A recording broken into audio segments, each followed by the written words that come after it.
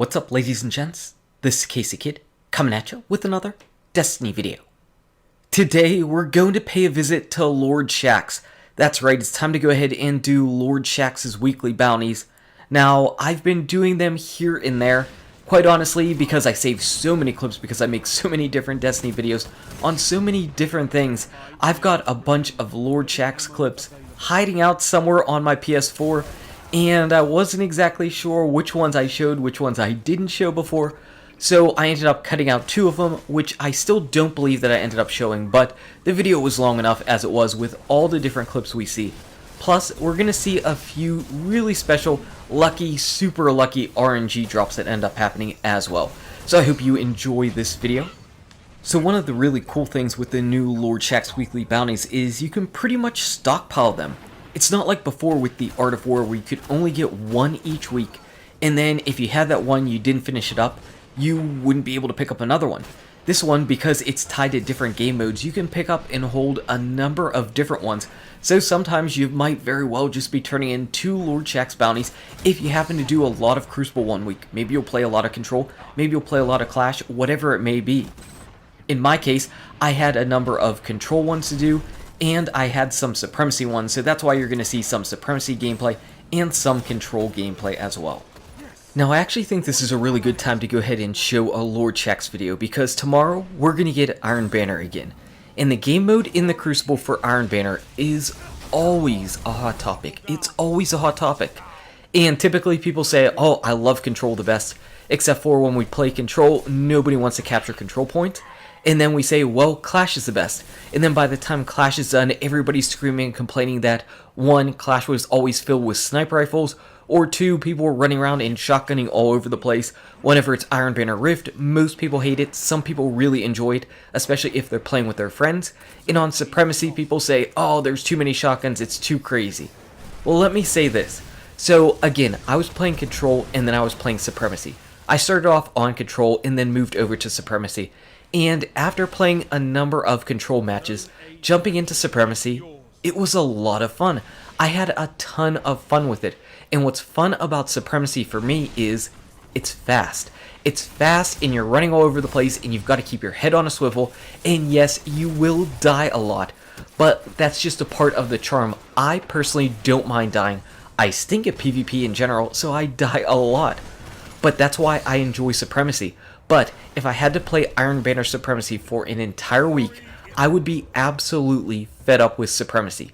So it's less about the game modes, in my personal opinion, than it is whenever you have to do a whole lot of one thing, you simply get burned out on it.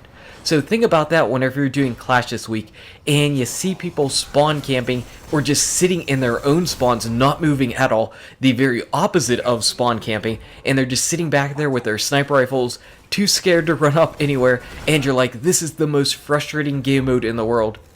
Just don't worry about it. Next week you'll go on, you'll play some other game modes in Crucible, and you'll have a good time, and then you'll get back to Clash, and it'll be lots of fun for you. That's just my personal take on it, just kind of mentally psyching myself up, getting ready to go ahead into the Iron Banner. We're going to be finding that Binding Blaze. Maybe. For starters, look at this. Opening up a blue Ingram, we got ourselves a pair of Dune Marchers. So Cryptarch, he used to give you greens whenever you turned in legendaries. Now we're getting an exotic from a blue Dune Marchers. There we go. But wait a second, there's a hard light from a primary blue Ingram. So we got 2 exotics from 2 rare Ingrams. That's some good RNG. That is some good and lucky RNG happening right here. I like it. I had to go ahead and show those to you because that's a lot of fun to get. Now moving on to opening up our Crucible bounties, we get a Steel Oracle. So of course it is going to be 400 light. If all of your light levels are 400, the gear that you get will be 400. Another good reason to go ahead and do these, if you're lacking any 400 gear, you might get it from this stuff. Overall, I'm going to go ahead and dismantle this thing. I think I've got all of my heavies up to 400 already, and honestly, if a rocket launcher isn't Gjallarhorn, it really is not useful in PvE. It's simply not. It just isn't. And it needs grenades and horseshoes if you want to go ahead and use it in PvP. Moving on to our next bounty, we go ahead and get a Helm of St 14. Alright, I like getting those exotics from turning in the bounty, not bad at all. And Helm of St 14, of course, is a great PvE helmet for the Titan. So unfortunately, this isn't a Titan, we can't see a preview of it, but I promise you, it's really good. It is good, it makes enemies blind when they go in the bubble, we like that a lot. Next up, we've got ourselves a Nemesis Star. There we go, that's the way to be. 2 exotics back to back. Nemesis Star, 400 light, and it's a brand new heavy weapon that we got in the Rise of Iron. I really haven't used it a lot, I used it a little bit.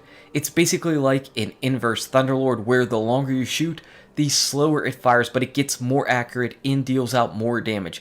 Overall, it's really not a bad machine gun, but if I'm rocking out an exotic in my heavy slot, it's probably a Gjallarhorn, or maybe it might be a sword, but it's usually not an exotic heavy machine gun. But you know what, that's just my preference. Moving on to our final Lord Shaxx bounty that we've got, we got some transversive steps. There we go, yet another exotic. That's how we do it. These boots for the Warlock, the first ever exotic boots for the Warlock, are actually pretty solid in PvE. I like them a lot. You never have to reload, ever, whenever you've got these on. So that is really nice for your heavy, for your special, it doesn't matter.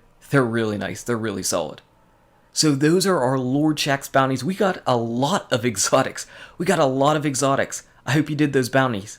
Anyway, guys and gals, thank you so much for watching. If you enjoyed this video, smack that like button and subscribe to the channel. Check out these awesome videos. Good luck with your raids, your drops, your Shaxx, and I'll see you around in Destiny. #IronBanner.